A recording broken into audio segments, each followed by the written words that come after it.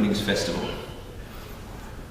Ram Dass, you have been known from former days as a psychedelic professor, actually. But for a long time you now are a teacher.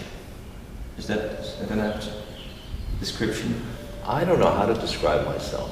I find that any description reductionistic. I'm in so many things, there's so many relationships and roles.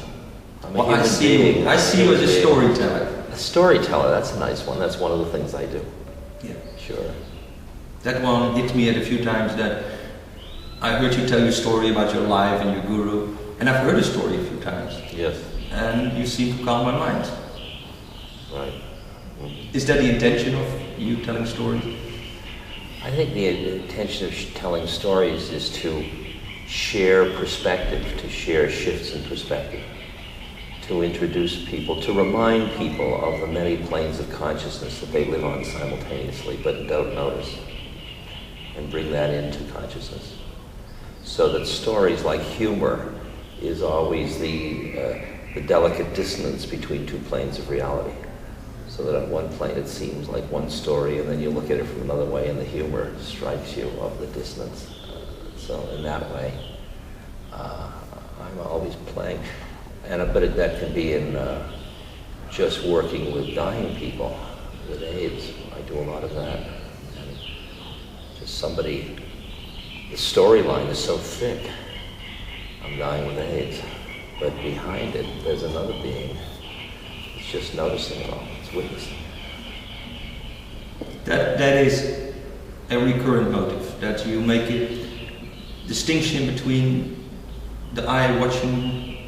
I'd say that's a recurring theme. The recurring theme is the quieting the mind to free oneself from the trap of the linearity of a thought, a construct of the mind that defines too narrow a reality.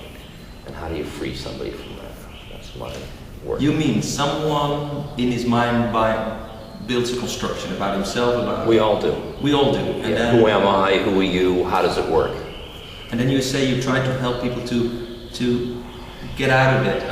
Get free of being trapped by it. Get out of what Gurdjieff calls the prison of the mind. Not so that you don't have the capacity to use that structure, but that you're not trapped within it, so that you can play with other structures as well. And you can see that structure from outside of it rather than from inside of it only. If I say, I am a storyteller, that immediately defines the set of parameters. But I'm not also a storyteller, I'm a cellist, I'm a lover, I got lots of things. I'm a golfer, I'm a gourmet, I'm a sensualist. You're also a connoisseur of the Eastern wisdom. Not only have you been with a guru in India, but you have frequent business or frequent dealings with Kathmandu. I do. Well, I have a lot of levels now. It's interesting how it's changed, because first I go as a Western social scientist to the East, and I meet Eastern metaphysics and mysticism and religion, and they kind of, what is exoteric in the religious traditions in the East, what's esoteric in the West, the kind of issues about planes of consciousness. And then I bring that back and integrate it with the West. And then as I'm doing that, I start to become a member of a service group, because my guru in India, when I say, how will I become enlightened, he says, feed people. And when I say, how will I know God, he says, serve people. So in part of service and feeding, we started an organization called the Seva Foundation. And now we do 80,000 cataract surgeries, 80,000 people see in India. We've got the biggest eye hospital in India, in the world at the moment, in South India. We have eye hospitals in Nepal. So now I'm bringing Western technology to the East. And so that beautiful marriage of the kind of efficiency and technological expertise and the laughing at it come together. It's a strange paradox. You come to the West to make people see the inside, and you go to the East and you make people see the outside. Exactly right. Exactly right. So there's a mirror image there. Exactly right. And that's to me a lovely, graceful dance going back and forth that way. And reminding each that the other has a tremendous amount to offer. That it's very naive to think it's all, a Western mind goes to the East and is struck by the tamasic, the kind of inert quality of the people of India. Well, it's changing a lot. It's becoming Westernized very quickly. And in the same way, the West is becoming a little Easternized. Buddhism and meditation and all those things are now sneaking in through stress reduction and numerous kinds management programs, all through the back door. Is the world changing in that respect? Do you feel the West is becoming more open to other religions, for instance? Well, the world is changing very quickly because of the information aid transmission, because of multinationals. There's a lot of ways in which kind of ethnocentrism and nationalism and regionalism are anachronistic in the way they're being held. Not that they're not functional units at some level, but you have to look at it from another place to make them functional now. And so you're going through a tensional shift where, because most of the clothes that I wear in the United States were probably made in Taiwan, India, and then put together in Taiwan, and then shipped to Brazil. I mean, who knows? But it's a world economy, and we're going through a lot of strain as that happens. There's exploitation, there's tremendous lack of justice and equity in the system. And it's disturbed me that I'll go to Guatemala, to the villages of Guatemala, and there'll be a television set there that is teaching these Guatemalan people who don't have corn and you don't have anything, beans, to want hand cream for their hands. I mean, to use microwaves. Exactly. And in a way, the Western technological external moreness, more is better, more. We are exporting as fast as we can to all the developing countries to turn them into markets. So if you look at humans as consumers, the West seems to be just rolling over everything. But when you look at it in the long term, since we already know that more isn't better, and that fanning desire creates suffering as well as increases markets, we are at a place where the next wave then starts to come of saying, well, that's not going to buy the happiness, because happiness, as the Dalai Lama or as any of these people will point out, happiness is what the game is about, the collective happiness. And the reason... Is that true? Is it not that, like, God is what's the game? And maybe we can equate love with God. Well, I think happiness is different than pleasure and fun. I think happiness has to do with a sense of being at home in the cosmos, and at all the planes all at once. And that means that you are God and you're also separate from God.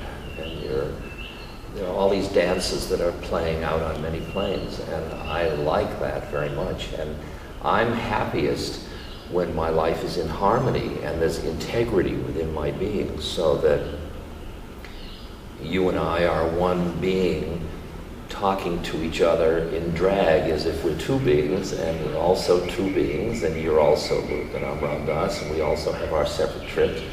And we recognize all of these things. So our relationship is like strudel. It's like a many level dialogue all the time, and that's kind of fun. And but I think that my happiness as my consciousness has changed in terms of its boundaries. I think my happiness now has to do with other people's suffering as well as my own. I don't think I can be happy through denial of the suffering of others. And that's where the relation of compassion comes in to the quality of happiness. That happiness ultimately is rooted in compassion, and compassion is rooted in emptiness. I mean, you can play this Buddhist game all the way. It feels like you're saying that you're trying or teaching less separation. Don't separate yourself from others. Don't separate yourself from the real world. Well, what I'm saying is something about balance. I'm saying that, for example, in the 60s and following that in my country, and pretty much in the West, but very much clearly in the Haight-Ashbury, etc., there was a refocus on individualism coming out of a sense where economics and social structure made membership in groups compulsory, really. You get this individual, what do I want, what do I need, kind of a personality overall. You know, the personality is the ultimate statement of ourselves. And then I think what we do is we throw out the baby with the bath. We throw out extended family. We throw out social reference groups. But yet our ego structures are really rooted in social structures. And so when we get too far over on individualism, we end up with ultimate alienation in a society, which we have a lot of the pathology of alienation in our society. And then you see people needing to come back and then creating surrogate families like AA groups and all these kinds of things in order to have a meaning to their lives through relationship. That's at the social level. So the balance, it seems to me, I'm not pushing communal identity independent of individual identity, but I'm finally looking for that balance, because I think I got too far over on the side of individualism too. You're seeing cyberspace, this new electronic world of communication between people, is a way to find a new community feeling for people. I think it's a new kind of community. And I think that the people on it, I mean, there may be a lot of economic limitations to getting on it, but the people on it, there is a democratization of the process that I think is really fine. I mean, I like that. I like that, although what it reinforces is people that can use a certain form of communication well. And what they call this textualization in some organizations, and they say it has a danger. It has a danger. Because you get a lopsided. Lopsided. Yeah. For about 12 years, we had modems on our computers, and the Seva Foundation was run on 12 meetings in space out of real time. And it involved people in Switzerland and the United States and India and Nepal and so on. And what we found over time was that the relationships degenerated into a certain kind of pecking order based on certain skills. But all of the visual images of body language, all of the emotional relationships got attenuated, and you ended up feeling that when we came together, we hardly knew each other any longer in this full social, psychological, spiritual sense, because there was so little way to communicate that on the computer. So that is definitely a field where we should watch out, do research into a better... I don't think it's a substitute. I don't think it's a substitute for other forms of communication. I think it is, I don't think it's a total package. I think it's certainly going to change the nature of the game dramatically. I mean, so dramatically. But I don't think it's the whole ball game, and I think it's a little naive to market it as such, or to think of it as... That's what they do now. They say it's all and everything in one. Yeah, but it isn't, and I don't think that. I think it impoverishes the richness of the human condition. What other dangers do you see? I see tremendous benefits, by the way. Yeah. Oh, yes. Because I think it undercuts vertical power structures beautifully, and I love that. I mean, I love the closer you can get to the kind of chaos that isn't destructive, the kind of anarchical edge, the happier I am. I mean, even though it jeopardizes my power structures, that's fine. But that's exactly where now the big powers, Microsoft, IBM, the PTTs come in and try to get a big chunk of their business and, well, in a way, monopolize that. Yeah. Well, I'll tell you, you know, we're dealing with greed all the time. And whether the society ever changes, or whether you just move the greed to other dimensions of reality, people say, is there an evolving consciousness in the situation? I'm not sure of that. There's evolving technology, there's evolving social structures, but we may bring to them the same hatred, ill will, greed, lust, doubt, sloth and torpor, you know, I mean.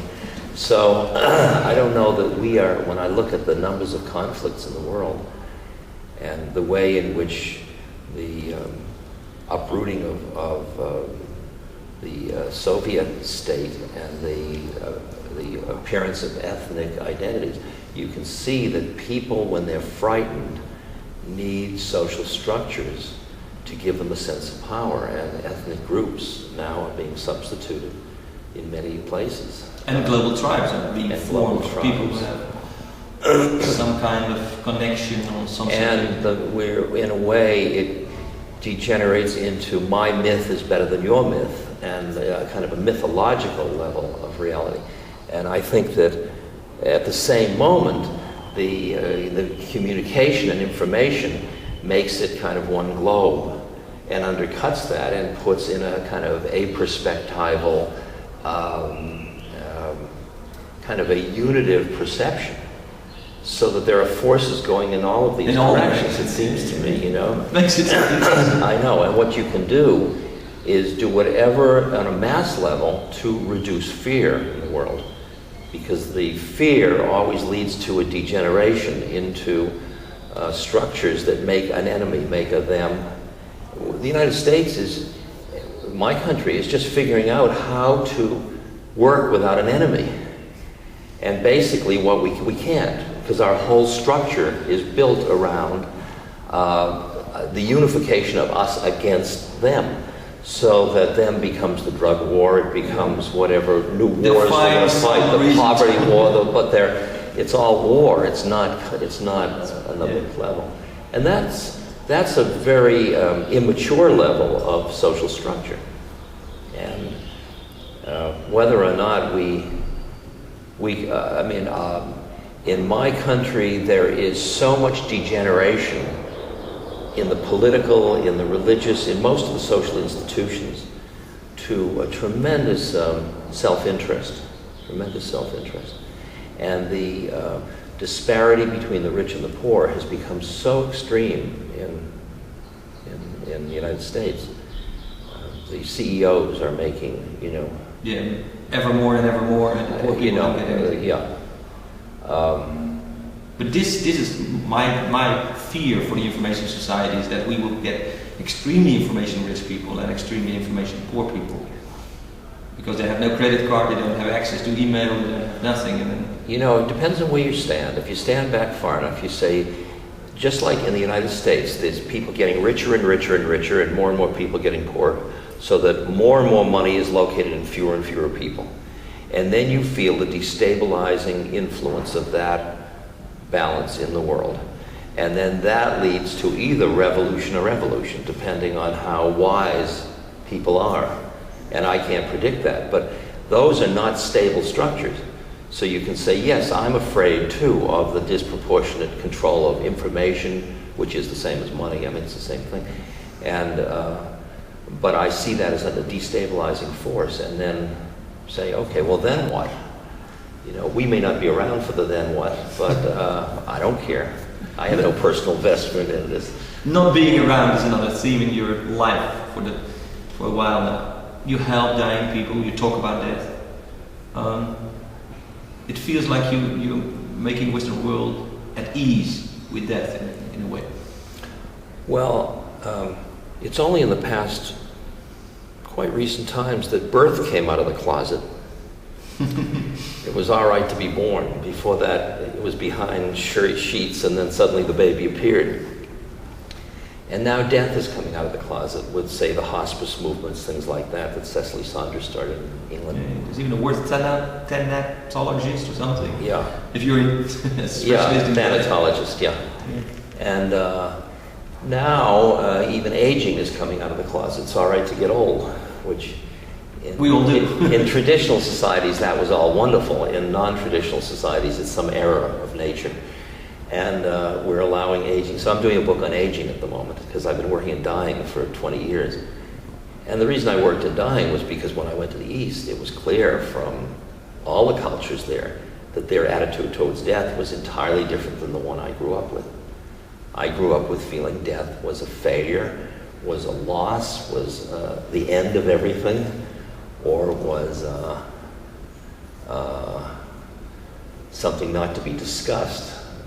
And I went to the East, and there were people dying right there, and they were being burned right in public view, and it was all right there. And I thought, boy, have I got a pathological thing I'm coming out of.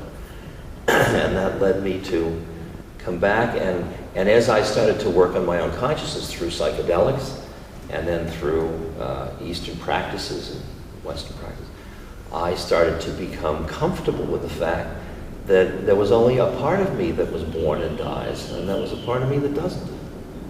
And once I had the perspective of the part that doesn't, I could enjoy the part that did. I mean, I didn't have to be freaked by it.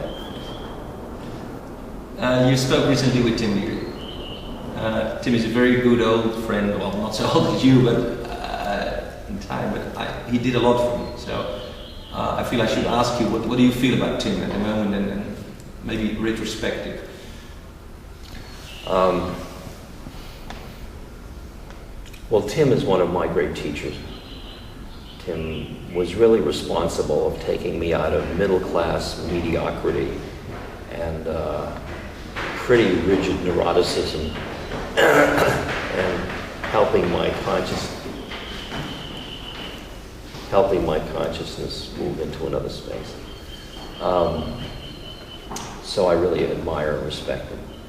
He's a visionary. He's somebody that has had the capacity to break set of the way in which we see the world from within the world. He was able to break out of it, and that was incredibly unusual. I mean, I think that he's got one of the most creative, I think one of the most innovative minds of seeing through illusion, a conspiracy of illusion that everybody else is part of. And he didn't buy it. He didn't buy it. He absolutely didn't buy it, and I really admire and loved him for that. He was also a very, his personality was also very rebellious and busy fighting establishment, and created a lot of stuff that was just personality stuff. And I think you shouldn't equate both of those. I mean, they don't come as a package. They did in Timothy, but they don't have to come as a package.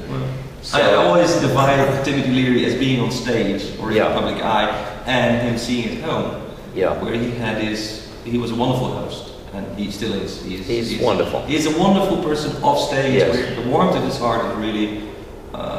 This week with him, he's very frail. His eyes are very piercing. He's quieter than he was.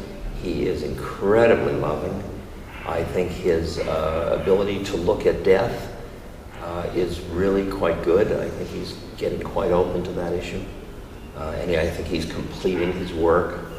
And I think I'm impressed with the way he's doing it. He's exiting this form. Yeah, he was a major change agent. Major. Yeah, and I think it's interesting that I think that Timothy was one of the key players in such a profound change in the perception of reality in society that the society doesn't have the remotest idea yet what's happened to it. I mean, I think that even 30 years later, I can just feel the repercussions of it still going out. People like me are relatively new, being hit by what he did. But we would remember him as an artist, or as a teacher, I think he'll be remembered as, it depends on how that period of history is seen over time. I mean, I think the 60s was a very crucial turning place in the way we saw institutions, the way we saw the individual, the way we saw realities. I think it was almost the coming into social consciousness of Einstein's relativity, in a way, in a social sense. And psychedelics played, if it's seen that they played that key role, and then carried by the minstrels of rock and roll and all folk music and all out into the world. And once that historical perception is there, I think Timothy will be acknowledged as a catalyst in that process. I mean, I think he's just one of them, obviously, but he was, I think he was a catalyst in that. I think he will also be seen as eccentric, as a rebel. A rebel, as a rebel. Very few areas of life he hasn't touched: politics, science, psychedelics, consciousness. Yeah. Art. Yeah. Yes. But it's interesting that there are. Would you do it again if you? Would I? Well, you worked with him.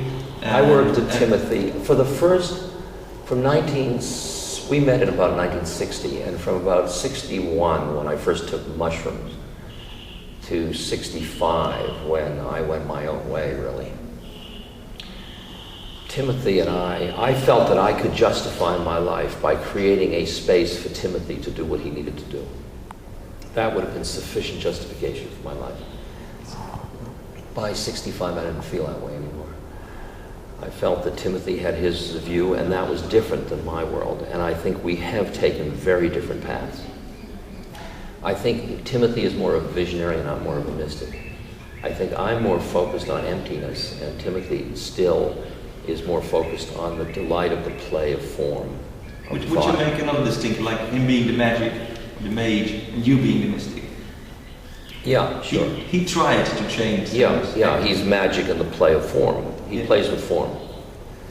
And I'm interested in receiving, coming back behind form and getting established in that, and then being in form. I mean, I can say he's already established in that, but I'm not sure that's true. So, I mean, we just have really our interests have differed. Our styles, our relationships, our work is different. And it's really interesting because we went through a period of putting each other down for that. But I think we're well beyond that now. And we just honor our differences, and the love is very strong. Yeah, that's what I feel. Rolf Metzner is going to be here. What's his name? It was you, and it was, what's the third guy of the three? Ralph. Tim, Ralph, and I did the Tibetan Book of the Dead. Yes. Ralph is going to be here. Okay. Later or not? On this. I have no idea. On this program. I don't know. No. Oh, I saw him in the book. I saw he was on the list. I haven't looked through the book, so I don't know. just I'm here. That's wrapping it up on, you're here. On Yes. the peace thing. Yeah. 4 years ago in Amsterdam we had art meet science and something like that. Same group of people basically. You were there too? No. Well, the Dalai Lama was everybody, and I have a feeling that very little came out of it. Now here we have another peace initiative from the consciousness world. What will come out of it? I think it's hard to measure what comes out of these things. I think it's much more little pieces of webbing are placed. I mean, I may meet and talk with someone now that will change the direction of my thought a little bit, and that will lead me into a whole other domain. Like I met a photographer last night, a German photographer, and we got into a discussion of aging. He was 85 years old, and we got into a discussion of aging and some of his pictures of aging I'm going to use in my book, and I could feel that his perception was going to help me in my work. And I feel the web of people of good heart coming together. It's interesting that there is a lot more unification around structures that are built on fear than structures that are built on love or compassion. And we don't do very well of creating structures because we don't have the glue that fear provides. And maybe we don't need it. maybe it is just these loose networks that keep meeting and dissolving.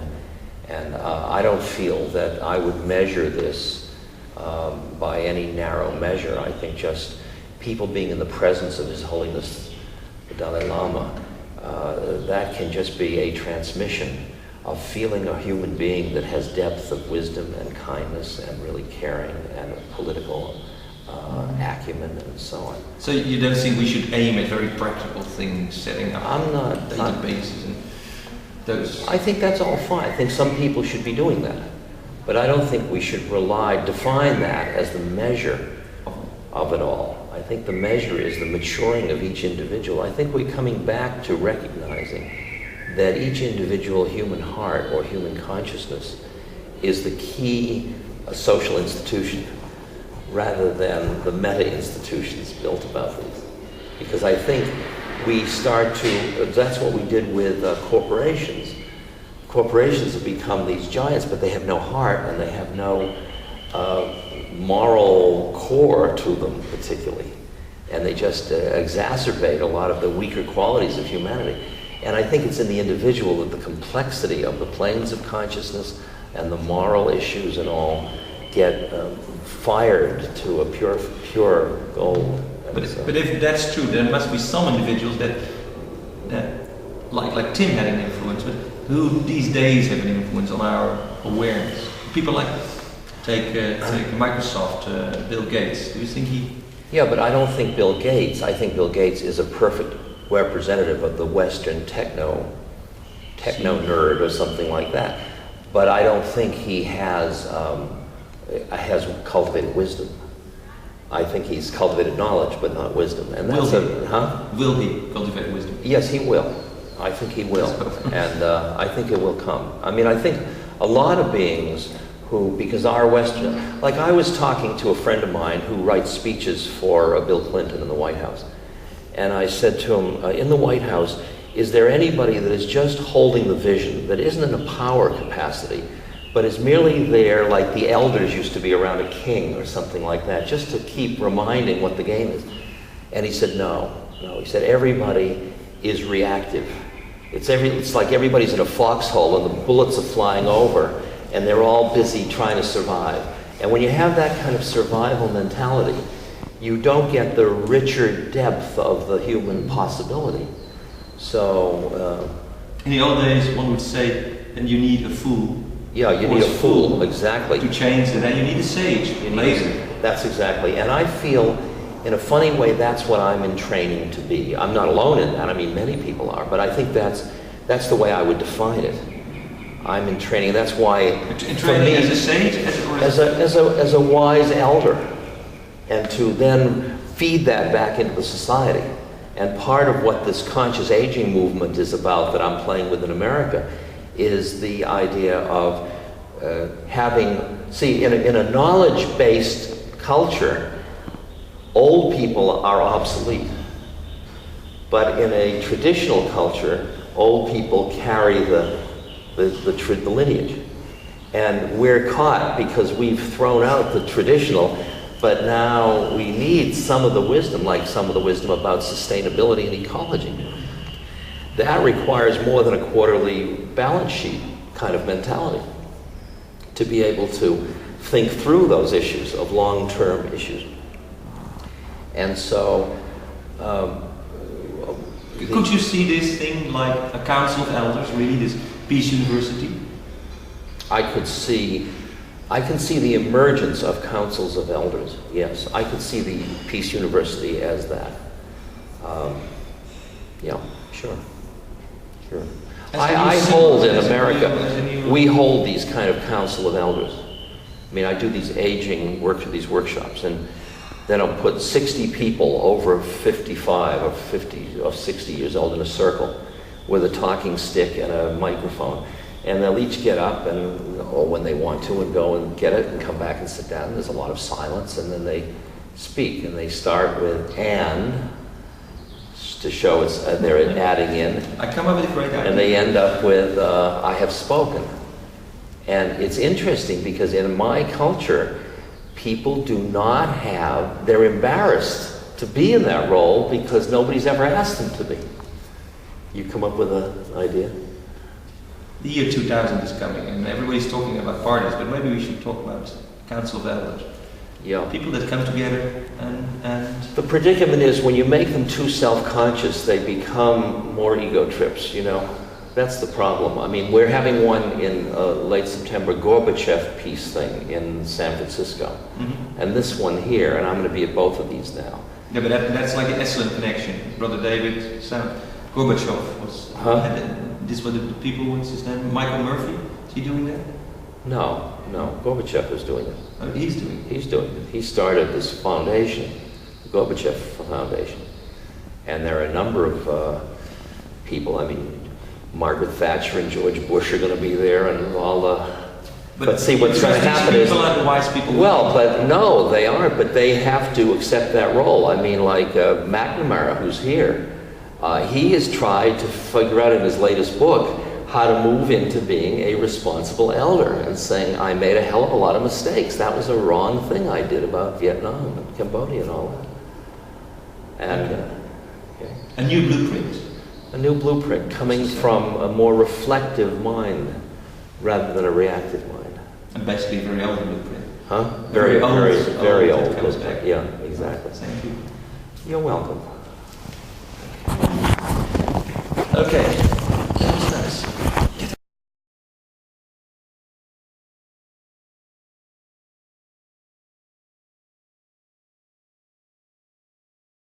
Have only, but in fact you will have less. Mm-hmm.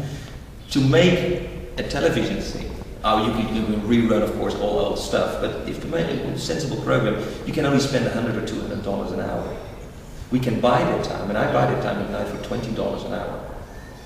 But this requires a whole new way of making television, where I don't have to care about economics or advertising stuff, because it isn't there anyway. But I can go back to storytelling. Mm-hmm. I can go back to long interviews where people get a chance to show where they are. Yeah. And thereby honor, in fact, honor the old tradition, because MTV is 12 seconds. Yeah. Yeah. I think that Talking Heads has gotten a bad name, and it's a fine form for depth exploration and slowing down enough, because I'm doing interviews now for television as well. I'm playing your part. And I'm finding that there's a way of going very deep inside other people, and that there's a lot of way in which there's a lot of empathy among the audience. And there's a tremendous transmission that occurs, and it's really cheap. Yes. Very low key. Yeah. It's yeah. Well, what I was saying before was that I've gotten very, after years of being an institutional player, I've gotten very, I've lost interest in it as much, because it feels like no matter how high the idealism is that brings it together, it very quickly degenerates into kind of third chakra, power, ego, social structures, and protecting oneself and so on. And without either a teacher or some formula for overriding that, some real contract to, like satsang or sangha, some form to override that, it ends up where everybody protects their space. And I've been in a lot of social structures now, and I'm getting to the point where I really say no more than I say yes to being part of things, because I realize that we aren't really ready to be part of something without a lot of consciousness. I mean, I'm in study groups, I'm in wisdom groups, they call them, you know, groups of extraordinary people in America that come together. Once every 6 months, we have a group called the No Name Group. We come together for 3 days.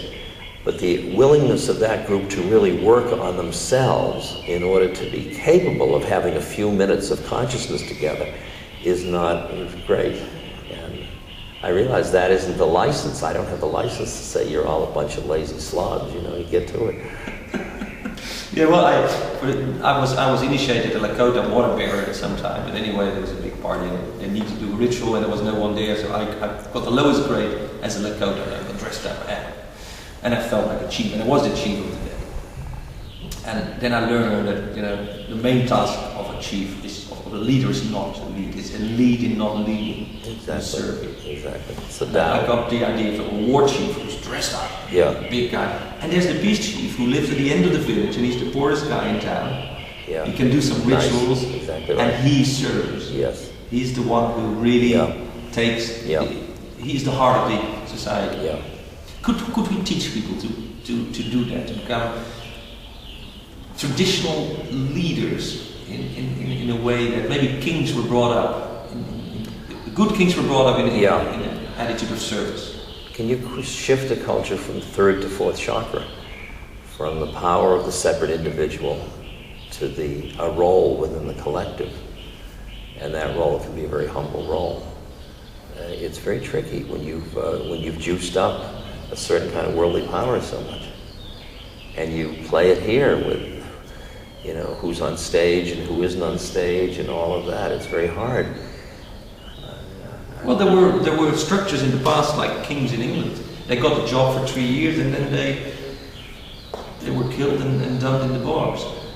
That was the idea. You could become the leader, but but those leaders weren't peace leaders. The English kings were not peace leaders. Come on.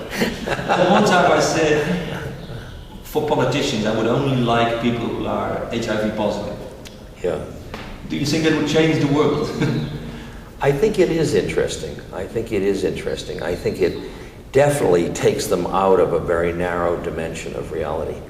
And because I work so much in the HIV positive world, I would say that it has changed the subcultures in which it has entered very, very dramatically. The gay community, not the needle users so much, because they're living in another reality a little more, but certainly the gay community has developed a tremendously deep compassion from that, and a new integrity, and a new sense of perspective that gives. And I think Tim's getting that perspective now as he approaches death. Yeah, I would love that. I mean, I don't want to kill off all. Well, I'm not sure about that, but it comes. It comes anyway. It comes anyway, so we better. And so one of the things I'm going to be interviewing people at the Gorbachev meeting. I'm having a room like this and interviewing them about their personal future. Like, what do they do with their age now? Like, what does Margaret Thatcher do as she gets older and older? It's interesting. Did they think about now transitioning from worldly power into another kind of leadership or another kind of participation? Yesterday there was a woman who said she just turned 50. And she said, I had my birthday party last weekend. I had to think hard and deep about who am I going to invite on my 50th birthday? Ex-lovers, lovers, friends, business associates, what kind of people? I think to ask that question of someone who turned 70 or 80 is interesting. Exactly. Who would you like to have at your birthday party? Socrates, Heraclitus, Krishna. Yes. Buddha. You would be on your knees all the time, wouldn't you? No, they're just the mishpacha, they're just the family. We just hang out together. But if you had a choice of a birthday party in this life, who would you invite?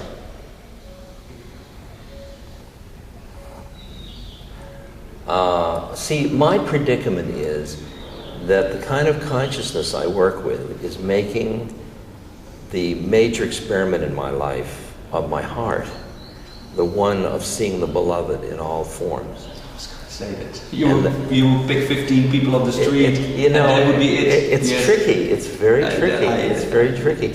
Because people think that because some of them are around me more than others, that they're my special friends. And I don't have any special friends. And it's a very hard thing to communicate to people. They don't understand that because they just assume monks do. The time and space are measures of specialness, and to me they're measures of function, not of specialness. I agree.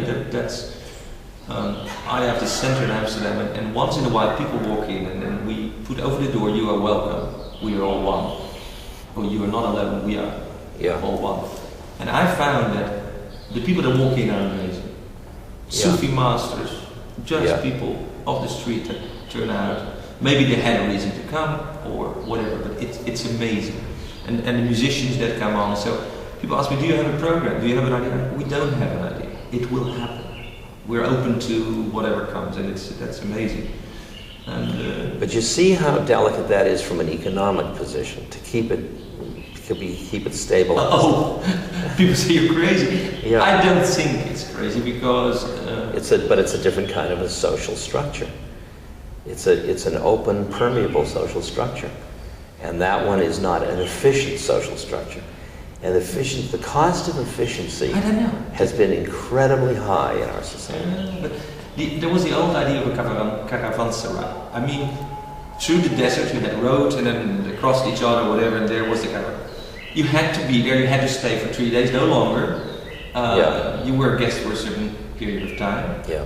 And you meet, and it's like in life we have those places where we meet, and it's inevitable that we have a cup of coffee and we do things. I would like to have a place in cyberspace where people come. That's very nice. And do this. Yeah, that's not for any reason, but being there. Yeah, that's nice. And it's happening, nice. and I think that happened in the past. I find that when I create a lecture or workshop or a setting, because I think of myself, I always introduce myself these days as Ram is the name of God, but Ram is also an acronym for rent a mouth. And you have rented my mouth to say to you what you already know, but we need to keep saying it to one another again and again. And I'm one of the people on the journey just like you are, and this is just the mouth that's saying it and the ears that are listening, but it's us talking to ourselves. And when the thing works, when it's true, the entire audience begins to feel like a connected quality of feeding, of presence in their beings. And that's the feeding, it's not the information. I just say words to keep their minds quiet so that this other process This is exactly, I was in Ireland and everybody, I'm sure that if you measured brainwaves, they all would go into the same quiet things, filtering out all the chit chat in your mind. That was amazing that you do that, and you don't do it from the words, you do it from the heart or from some other chakra where you transfer this. It was amazing. So. And then Brother David was the day before after you, and he came and he said, "There's been too much talking here," and he did Viva Musica with all those people. Remember? Yeah. It was nice. And then we had the last day with a party where I started to dance because nobody was allowed to dance. Yes. It was a great thing there. I thought Ireland was really good. I thought that was a strong gathering. See, that was a very powerful gathering. There was trees there. You went to a tree, and it was not a tree. It was a whole of things around it, and you could see the elves in it. It was.